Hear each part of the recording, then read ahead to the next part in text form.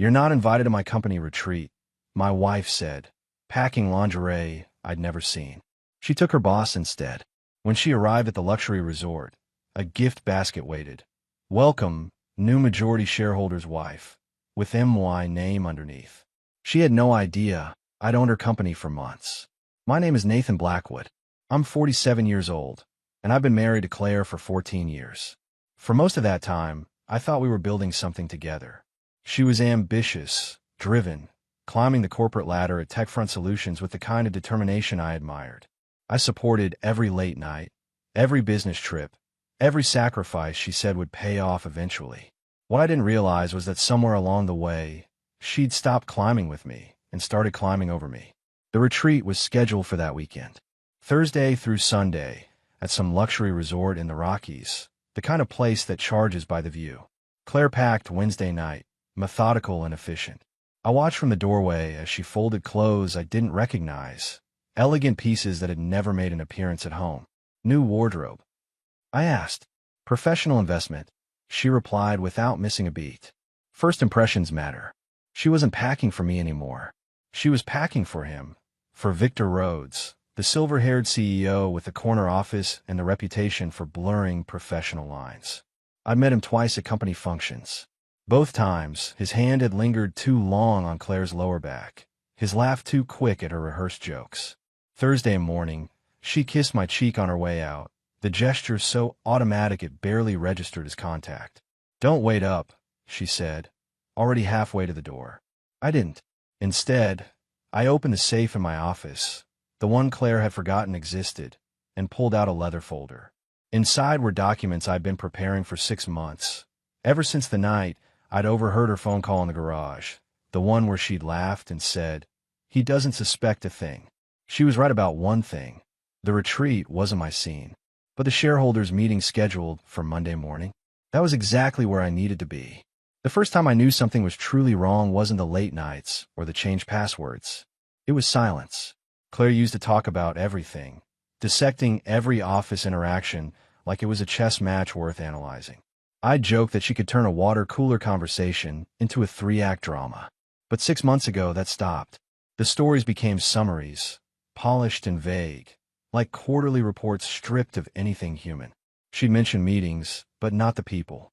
Projects, but not the problems. It was like watching someone slowly erase themselves from our shared life. The shift started right when Victor Rhodes took over as CEO. Charismatic, ruthless, the kind of man who wore power like cologne. I'd seen his type before, executives who confused authority with permission. Claire started coming home later, her explanations growing more elaborate even as they said less. "Victor wants me to lead the digital transformation initiative," she'd said one night, pouring wine I hadn't seen her buy. "It's a huge opportunity." "That's great," I'd replied, meaning it then. "What does it involve?" "Strategy sessions, stakeholder alignment, change management." The corporate jargon flowed easily, a wall of professional language designed to sound impressive while revealing nothing. Lots of late nights ahead. She wasn't wrong about that part. I started noticing the small things first. New perfume, expensive, nothing like what she usually wore. Restaurant charges on our credit card for places we'd never been together. Instagram photos from Victor's account, Claire in the background of team celebrations I'd never heard about. Then came the phone. She'd always been casual about it, leaving on the counter while she showered, answering calls on speaker while cooking. Suddenly, it was password protected, always face down, always within reach. When I asked about it, she'd smile that patient smile. "Company security policy, Nathan. We handle sensitive information. IT requires everyone to update their protocols." Plausible. Professional. Complete lie. The real confirmation came 3 months ago. I'd gotten home early from a consulting job that wrapped up ahead of schedule. Her car was in the garage, but the house felt empty, that particular silence that meant no one was expecting you. I'd walked upstairs to change and heard her voice from our bedroom, low and careful. "No, he's at a client site until 6, she was saying. "We have time." I'd frozen in the hallway, my hand on the doorframe. "I know it's risky," she continued, laughing softly. "But that's part of the appeal, isn't it? The thrill of getting away with something." I'd backed away silently, gone to my office, closed the door. Sat there for 20 minutes trying to convince myself I'd misunderstood. But I hadn't. I knew exactly what I'd heard. That night, I started building my case. Not emotionally, not with confrontations or accusations. Methodically, the way you'd approach any serious problem. I contacted a lawyer, a sharp woman named Patricia Cho who specialized in asset protection. Started reviewing our financial documents, the ones Claire had stopped asking about years ago. Traced the paper trail of trusts and holdings she'd signed off on without reading, assuming I was just being thorough. "You've been planning this a while," Patricia had said during our second meeting, impressed despite herself. "Not planning," I'd corrected. "Preparing. There's a difference." Now, with Claire at her mountain retreat with Victor, I sat in my office reviewing the final documents. The company she thought Victor controlled, I'd quietly purchased 62% of the shares over the past 4 months through a series of shell companies and private transactions. The board she thought supported her, I'd been meeting with them individually for weeks, laying groundwork, building consensus. Claire thought she was climbing the ladder. She didn't realize I'd been repositioning it the entire time. 3 years ago, when things were still good between us, Claire had introduced me to her best friend Rachel Simmons. They'd been close since college, the kind of friendship built on shared secrets and late-night conversations. Rachel was sharp, funny, brutally honest in a way Claire used to be before corporate polish smoothed out her edges. "If you ever need anything," Rachel had told me at her Christmas party that year, "and I mean anything, you call me." Claire's like a sister, but so are you now. I'd appreciated the sentiment then. I need it more than I knew. 2 months ago, after I confirmed my suspicions about Claire and Victor, I'd met Rachel for coffee. Not at our usual spots, but at a quiet place across town where no one would recognize us. "I need to ask you something difficult," I'd started, watching her face carefully. "And I need you to be honest with me." Rachel had set down her cup, her expression shifting from casual to concerned. "Nathan, what's going on? Has Claire said anything to you about Victor Rhodes?" The pause was all the confirmation I needed, but Rachel's response was careful.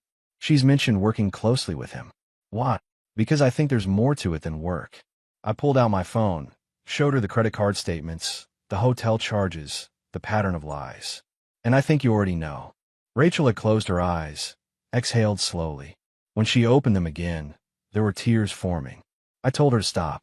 I told her she was throwing away something real for something that would destroy her. She wouldn't listen. "How long have you known?" "For months." Her voice was barely a whisper. "Nathan, I'm so sorry. I wanted to tell you, but she's my best friend, and I kept hoping she'd come to her senses." I'd reached across the table, taken her hand. "I'm not angry with you, Rachel, but I need your help with something. Something that might be uncomfortable." That's when I'd explained my plan.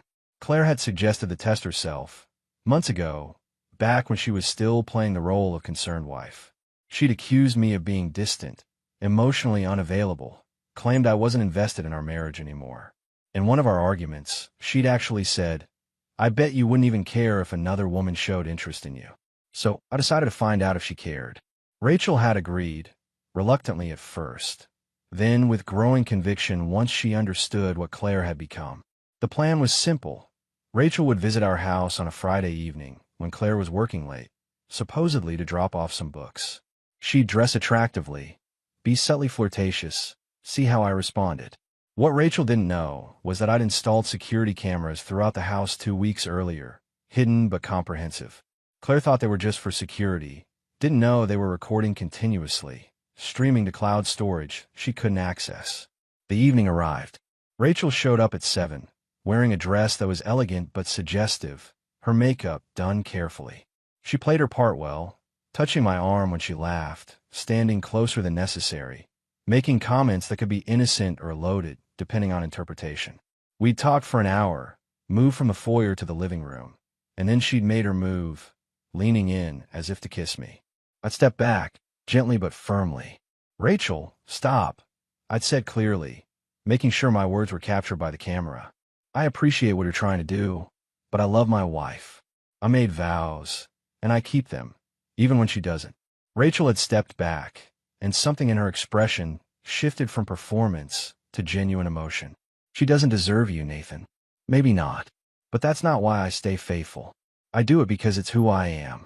The footage was perfect, indisputable evidence that when given the opportunity, I'd chosen loyalty. Now, as Claire prepared to spend the weekend with Victor, I had proof of both her betrayal and my integrity. Patricia, my attorney, had watched the video with professional detachment. This is good. Very good.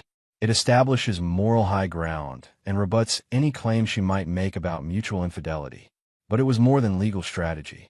It was a reminder to myself that I wasn't sinking to her level, that there were still lines I wouldn't cross. Even in war, honor matters. Claire stepped out of the car at the Rocky Ridge Resort with the confidence of someone who believed the universe arranged itself for her convenience. The mountain air was crisp, the scenery magazine perfect, the kind of place where powerful people made powerful decisions. The driver held her door open, smiling professionally. "Courtesy of Mr. Blackwood, ma'am." She barely registered it, already assuming it was Victor's doing, another one of his gestures of favoritism. That's how their relationship worked now, she thought. She made herself indispensable, and he rewarded her with access, with opportunities, with attention that felt like love, but was really just mutual exploitation. She didn't even question which Blackwood the driver meant.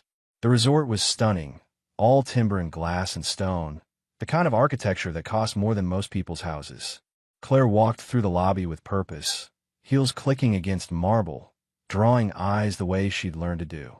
Power was partly competence and partly performance, and she mastered both. The concierge directed her to the executive floor, where the premium suites overlooked the valley. She'd expected Victor to meet her there, maybe already with champagne poured, that predatory smile he wore when he thought he'd won something. But the suite was empty when she entered. Quiet, luxurious, perfect, and completely wrong. Rose petals were scattered across the king bed in a pattern that spelled something she couldn't quite make out. A bottle of wine was breathing on the bar, expensive, the kind with a label that required pronunciation guides. On the coffee table sat a wooden box, elegant and heavy, with an engraved gold plate on the lid. She picked it up, read the inscription, "To the wife of our new majority shareholder." Claire laughed, a short, confused sound. Some kind of mistake, obviously. She opened the box. Inside was a single cream card, heavy stock, with familiar handwriting. Her husband's handwriting. "Enjoy the view, Nathan." Her smile vanished. She turned slowly toward the floor-to-ceiling windows. The mountain range stretched out beyond the glass, breathtaking and vast. She wasn't breathing at all. The television mounted on the wall flickered to life automatically, synced to the room's keycard entry. The resort's welcome screen displayed an elegant script. "Welcome, Mr. and Mrs. Blackwood. Executive Penthouse Suite." She stared at the screen, waiting for it to correct itself, to show Victor's name, to make sense. It didn't change. Her phone was in her hand before she decided to move, dialing the front desk with shaking fingers. "Front desk. How may I assist you, Mrs. Blackwood?" "There's been a mistake," Claire said, her voice tight. "This suite, the reservation, it's wrong." "I'm sorry, ma'am." The concierge sounded genuinely confused. Mr. Blackwood finalized all arrangements personally. The executive suite was booked 3 weeks ago under his account, with your name listed as his spouse and partner. "Which Mr. Blackwood?" she demanded. "Nathan Blackwood, ma'am." He specified that every detail should be perfect for your arrival. She ended the call, her hand trembling. The room felt smaller suddenly, the luxury oppressive. She walked to the closet, found her luggage already unpacked, her clothes hanging precisely. But there was something else there too, something that didn't belong. A framed photograph. Her and Nathan, from their 5th anniversary dinner. Her hand on his chest, both of them smiling, back when smiles between them were still real. She'd removed this photo from her office 6 months ago. It didn't fit the narrative she was building. Now it was here, in this room, staring at her like an accusation.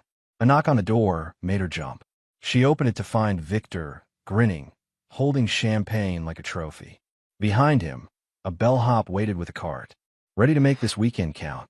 Victor asked, stepping forward. He stopped when he saw her face, then looked past her into the suite. The rose petals, the wine, the welcome message still glowing on the TV screen. "What the hell is this?" Victor's voice had lost its confidence. The bellhop cleared his throat politely. "Excuse me, ma'am. Shall I move your belongings to Mr. Blackwood's suite now?" He requested that you be more comfortable with your things nearby. Victor's head snapped toward the bellhop. What suite? The executive penthouse, sir. Mr. Blackwood reserved it 3 weeks ago as the primary shareholder.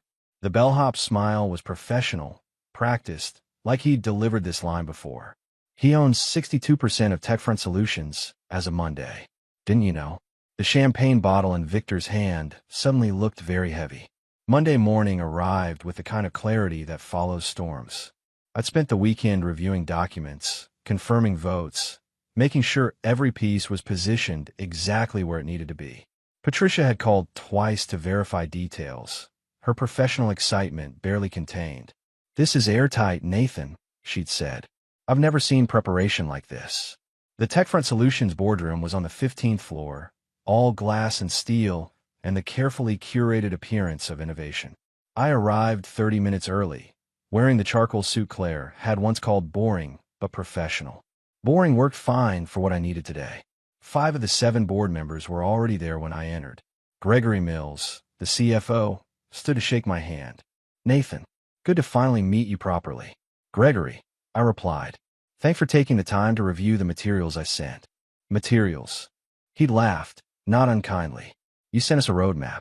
3 of us stayed up until midnight going through your analysis. The others filtered in. Patricia Vance from legal. Thomas Riggs, who'd been with the company since its founding. Diane Foster, representing the venture capital firm that had invested early. Kenneth Park, the independent director. And finally, Victor Rhodes, looking like a man who'd already lost but hadn't accepted it yet. Claire wasn't there. I'd specifically requested through channels that her presence wasn't required for this particular meeting. Let her wonder. Let her wait. Victor took his seat at the head of the table, the CEO's traditional position. He dressed for power, expensive suit, designer tie, the whole performance.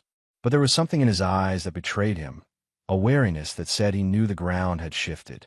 "Let's begin," Victor said, trying to control the room's energy. "I understand Nathan Blackwood has requested this emergency session, though I'm not sure why a shareholder meeting requires the CEO's time on a Monday morning." Majority shareholder, Thomas Riggs corrected quietly. Nathan now controls 62% of the company's voting shares. Victor's expression didn't change, but I saw his hand tighten on the arm of his chair. "That's a significant development. When were you planning to disclose this?" "Right now," I said, standing. I'd prepared a presentation, clean and factual, no unnecessary drama. As of last Friday, through a series of legitimate transactions approved by the appropriate regulatory bodies, I've acquired majority control of TechFront Solutions. I walked them through it. The timeline, the shell companies, the careful accumulation of shares from investors who were quietly losing faith in Victor's leadership. The financial irregularities I'd uncovered. Nothing criminal, but enough to raise questions. The HR complaints that have been buried, including 3 separate incidents involving Victor and female employees. Claire wasn't mentioned specifically. Not yet. But everyone in that room knew. Diane Foster spoke first. "Nathan, what are your intentions here? Are you looking to liquidate? Restructure?" "Neither. I'm looking to stabilize." I pulled up the next slide, showing profit trends, innovation metrics, employee satisfaction scores, all declining over the past 8 months. Since Victor became CEO, this company has lost focus. I intend to restore it. By removing me, Victor said flatly. By installing leadership that prioritizes the company over personal interests, I corrected. Your employment contract includes a morality clause.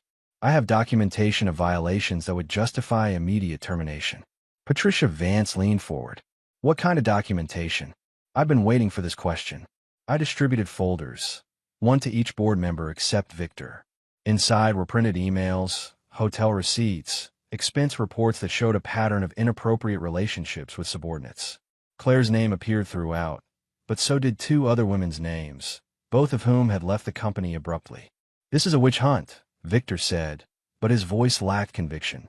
"This is due diligence," Thomas Riggs replied, flipping through the documents. "Nathan, you've been thorough."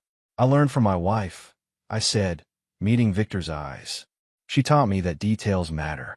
Documentation matters. Building a case matters." The vote took 15 minutes. 6 in favor of removing Victor as CEO, 1 abstention from Kenneth Park, who said he needed more time to review. Victor himself didn't get a vote on his own termination. He'd stood slowly, straightened his tie. "This isn't over, Nathan." "Yes, it is," I'd replied. "Security will escort you out. Your access has been revoked as of this moment." After Victor left, the room had exhaled collectively. Then Gregory Mills had asked the question I'd been expecting. "What about Claire?" Claire's office was on the 12th floor, corner space with windows overlooking the city. She'd fought for that view, negotiated it as part of her last promotion. I'd celebrated with her, taken her to dinner, listened to her talk about what it meant to finally have a seat at the table. Now she was about to lose the chair. I'd asked Patricia to handle the official notification, but I wanted to be there when it happened. Not out of cruelty, but because some conversations required presence. Claire was at her desk when we arrived, typing furiously on her laptop. She looked up, saw me standing in her doorway, with Patricia Cho beside me, and something in her expression shifted from confusion to alarm. "Nathan, what are you doing here?" "We need to talk," I said, stepping inside.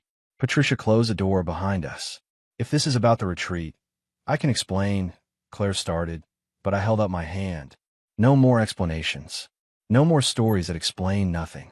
I pulled out a chair, sat down across from her desk like I was a client and she was pitching me services. "I'm here in my capacity as majority shareholder of this company. Patricia is here as legal counsel." The color drained from Claire's face. "Majority shareholder? What are you talking about?" Patricia opened her briefcase, pulled out documents. As of Friday evening, Nathan Blackwood acquired 62% of TechFront Solutions voting shares. This morning, the board voted to remove Victor Rhodes as CEO. "You're being placed on immediate administrative leave, pending investigation into violations of company policy." "Investigation?" Claire's voice rose. "For what?" "Undisclosed personal relationships with senior executives," Patricia said clinically. "Specifically with Victor Rhodes. Company policy requires disclosure of any romantic or intimate relationships that could create conflicts of interest. You signed that policy 3 years ago." Claire looked at me, and I saw something I hadn't seen in months. Real emotion, not curated or calculated. "Nathan, please. Let me explain." "There's nothing to explain," I said quietly. "I know about the hotel rooms, the dinners, the retreat you didn't invite me to. I know Victor booked adjoining suites for you. I know you've been planning to leave me once you secured your position." "How long have you known?" she whispered. "Long enough to prepare." I stood, pulled an envelope from my jacket pocket, placed it on her desk. "Divorce papers. I'm filing on grounds of adultery. You'll find the evidence is comprehensive." She opened the envelope with shaking hands, scanned the first few pages. Her face went through several expressions, settling on something between shock and disbelief. "You're taking everything." "I'm taking what's mine," I corrected. "The house is in a family trust that predates our marriage. Your shares in this company include conduct clauses that you violated. The retirement accounts were separated 2 years ago when you signed off on tax restructuring. You were too busy to read the documents. Remember," Patricia added, "you'll retain your personal savings and your vehicle. The prenuptial agreement you signed stipulates that marital assets acquired through inheritance or held in trust remain with the original owner. Nathan's been very generous under the circumstances." "Generous?" Claire's laugh was bitter. "You're destroying my career, taking my home, and you call that generous?" "I'm enforcing consequences," I said, standing. "You made choices, Claire. I'm just making sure you live with them." "What about Victor?" she asked, grasping. "He'll fight this. He has lawyers." "Victor was escorted from the building an hour ago. His employment is terminated. He's not coming to save you." I moved toward the door, then paused. "You know what the saddest part is? I would have given you everything willingly. All you had to do was be honest. But you chose deception, and deception has costs." Patricia handed Claire a business card. "You have 3 days to respond to the divorce filing. I suggest you find counsel." We left her there, sitting at her desk in her corner office with windows overlooking a city that suddenly looked very far away. In the elevator, Patricia had said, "You held up well in there." "I had to," I replied. She needed to see that I wasn't broken. That betrayal didn't destroy me. It just revealed who we both really were. The doors opened to the lobby, and I walked out into afternoon sunlight, feeling lighter than I had in months. 3 days after the board meeting, I received a package in my office. No return address, just my name typed on a plain label. Inside was a medical file, photocopied, with a handwritten note clipped to the front. You deserve to know the whole truth. R.S. Rachel Simmons. I recognized her initials immediately. The file was from a private clinic in Portland, dated 7 years ago. I almost didn't open it, sensing that what was inside would change something fundamental. But I committed to knowing everything, to facing reality without flinching. So I read it. The document was a surgical consent form for permanent sterilization. Tubal ligation, the medical term said. Patient name, Claire Elizabeth Hartley. That was her maiden name before we married. I sat back in my chair, the paper trembling slightly in my hands. 7 years ago, 2 years before our wedding. She'd gotten the procedure when she was 35, and then married me at 37, knowing I wanted children. Knowing and never telling me. I remember the conversations we'd had, the ones where she'd blamed stress, blamed timing, suggested we wait until her career stabilized. I've been patient, believing we had time, believing she wanted the same future I did. Every month when nothing happened, she'd looked disappointed, had held my hand and said, maybe next month. It was all performance. Carefully calculated deception. My phone rang. Rachel's number. Did you get it? She asked without preamble. I got it. I confirmed, my voice steadier than I felt. How did you find this? Claire told me about it years ago, back when we were still honest with each other.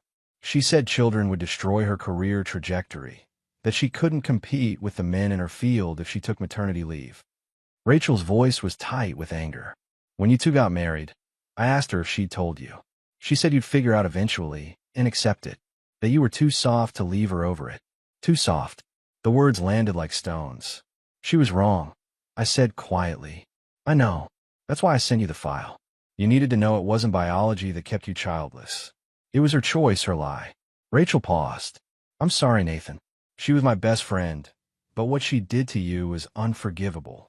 After we hung up, I sat in my office for a long time, watching the city through the window. I thought about the man I'd been 3 years ago, hopeful and trusting, and the man I'd become, careful and guarded. Claire had taught me that lesson, though not the one she'd intended. The medical file went into the folder with everything else. Evidence for the divorce proceedings, documentation of systematic deception. Patricia would include it in our filing, another layer of justification for why Claire deserved nothing beyond what the law minimally required. But more than that, it was closure, confirmation that my instincts had been right, that the marriage I'd been trying to save had been built on lies from the very beginning. I'd wanted children. Claire had known that, had promised me that future, and had made it impossible while pretending to share my disappointment. That particular betrayal cut deeper than the affair with Victor, because it had lasted longer, been more calculated.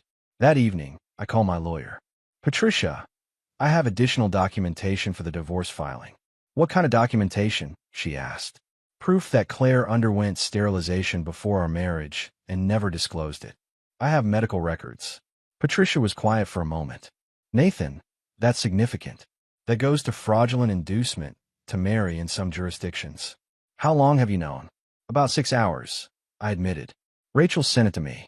The friend who helped with the fidelity test. The same. She's cutting ties with Claire completely. Good. We'll add this to the filing. Combined with everything else, this paints a picture of sustained deception. Patricia's voice softened slightly. How are you holding up? I'm fine, I said, and meant it. Every truth that comes out makes it easier to walk away. That's healthy, actually. Some men in your position would spiral. I'm not some men, I replied. I'm just someone who's done being lied to. The business press picked up the story within a week. TechFront Solutions undergoes leadership shakeup, read the headline in the industry journal. The article was carefully neutral, mentioning Victor's departure and board restructuring without naming specific reasons. But the tech community is small, and rumors travel faster than official statements. By day 3, blind items appeared on industry gossip sites. Which recently ousted CEO was terminated for inappropriate relationships with subordinates. One site speculated. Another was more direct. Silicon Valley executive loses position after affair with married VP surfaces. Claire tried to control the narrative. She posted on LinkedIn about pursuing new opportunities and exciting next chapters, the standard euphemisms people use when they're fired. The comments were supportive at first, colleagues offering generic well wishes and connection requests. Then someone leaked the details. I don't know who did it. Could have been someone from HR, a board member, even Victor himself trying to spread the blame. But suddenly the full story was out there. The affair, the retreat, the majority shareholder husband who had orchestrated a corporate takeover to protect his interests. Claire's LinkedIn post got a different kind of attention then. Comments disappeared as people quietly distanced themselves. Connection requests were withdrawn. Her professional network, so carefully cultivated, began to dissolve.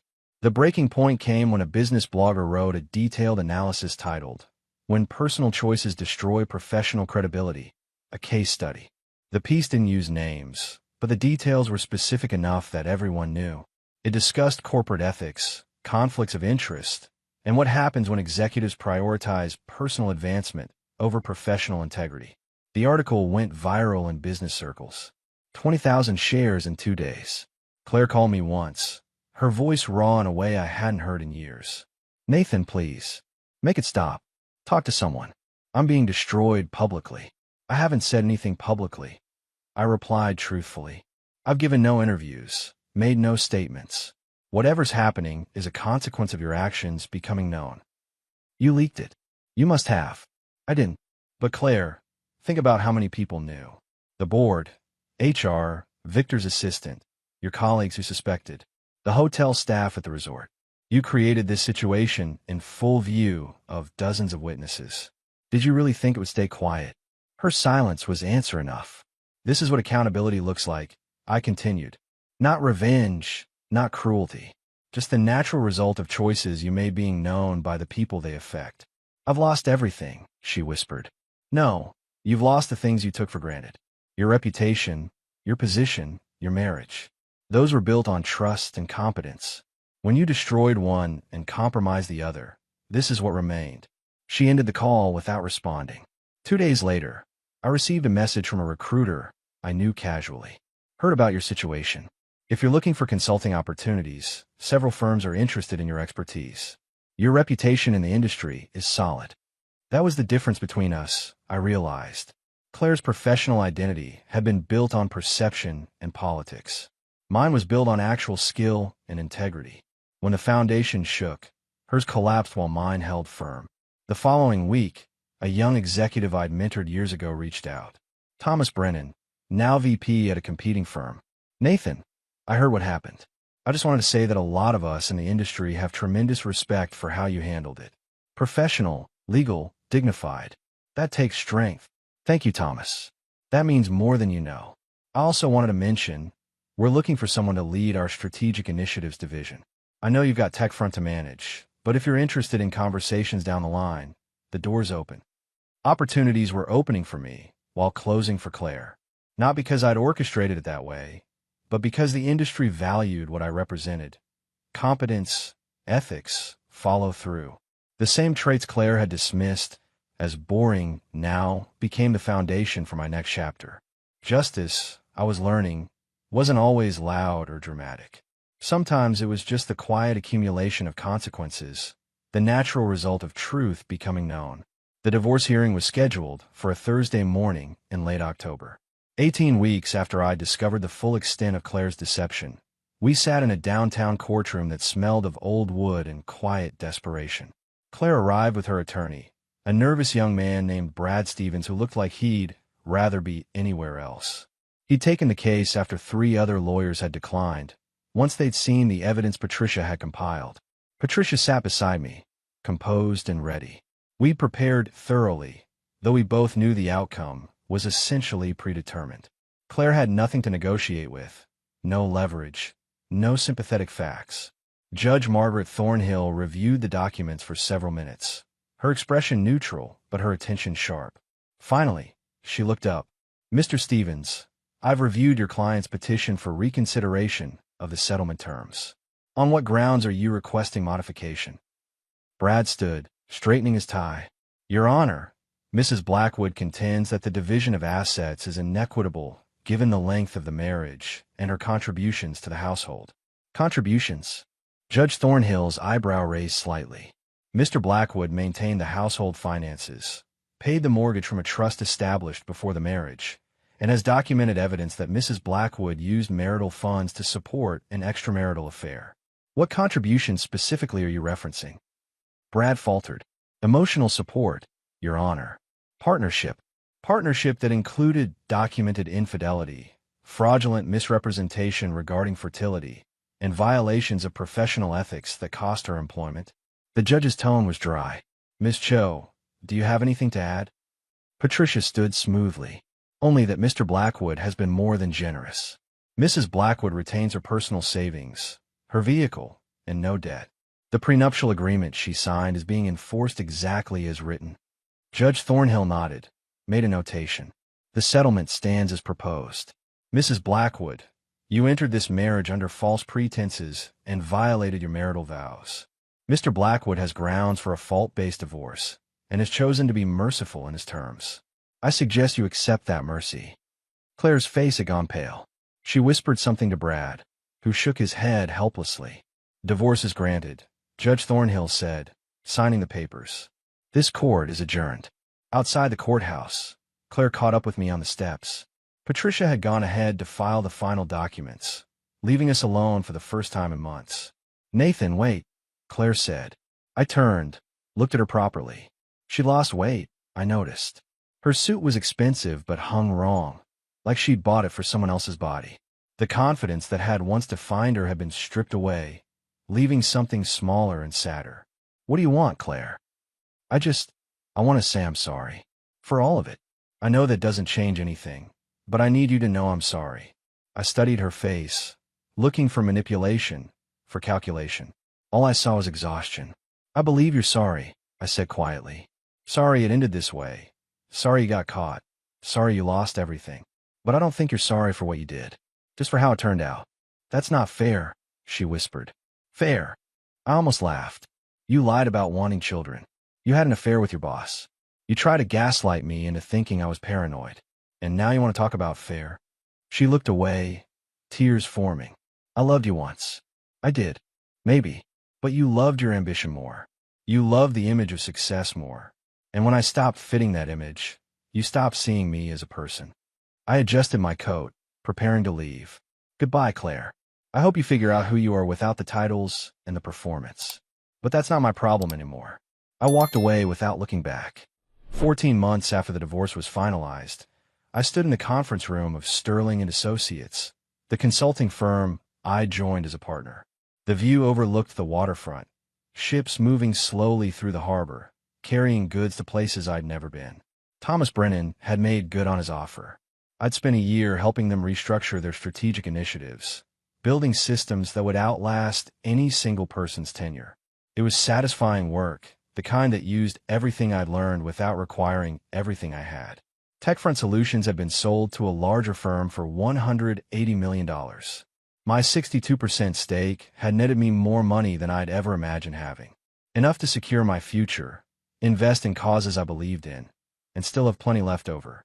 I donated $5 million to a foundation supporting children in foster care, kids who needed stability and someone to believe in them. Patricia had helped me set it up, making sure every dollar was tracked and used properly. You're building something good here, she'd said at the signing. That's how you know you've healed. When you can think beyond yourself. Rachel had called last week, told me Claire was working as a contract analyst for a small firm in Denver. Decent pay, no prestige, far from the spotlight she'd once craved. She asks about you sometimes, Rachel had said carefully. And you tell her what? That you're doing well. That you've moved forward. A pause. Have you? Moved forward. I'm getting there, I'd admitted. Some days are easier than others. The truth was complicated. I didn't miss Claire, didn't want her back, didn't spend nights replaying what could have been different. But I was wary now in ways I hadn't been before, careful about trust, slower to believe in permanence. My phone buzzed with a message from Patricia. Lunch next week? There's someone I want you to meet. Friend from law school, brilliant, funny, recently divorced herself. No pressure, just thought you two might enjoy conversation. I smiled, typed back. Maybe, let me think about it. Maybe it was progress. A year ago, I would have said no immediately, would have built walls too high for anyone to scale. Now I was willing to consider possibilities, even if I wasn't ready to commit to them. I looked out at the harbor again, watched a ship navigate toward open water. That's what I was doing, I realized. Not racing toward something new, but carefully navigating away from what had tried to sink me. And that was enough for now. The man I'd been when Claire left for that retreat, the one who'd believed trust was automatic and marriage was permanent, he was gone. In his place was someone stronger, more careful, but not broken. I'd learned that you could survive betrayal without becoming bitter, that strategic thinking wasn't the opposite of emotion, but sometimes its best expression, and that the most powerful revenge was simply living well. Claire had wanted to climb higher, to be someone important, to matter in ways that required audience and applause. She'd sacrificed everything real for something performative. I'd wanted something simpler: integrity, partnership, a life built on honesty. I still wanted those things. I just learned to be more careful about who I built them with. My phone buzzed again. Patricia, I'm taking your silence as a yes. Noon on Wednesday. You like her, Nathan. She's real. I looked at the message for a long moment, then typed, Wednesday works. Send me the details. And for the first time in 14 months, I felt something like hope.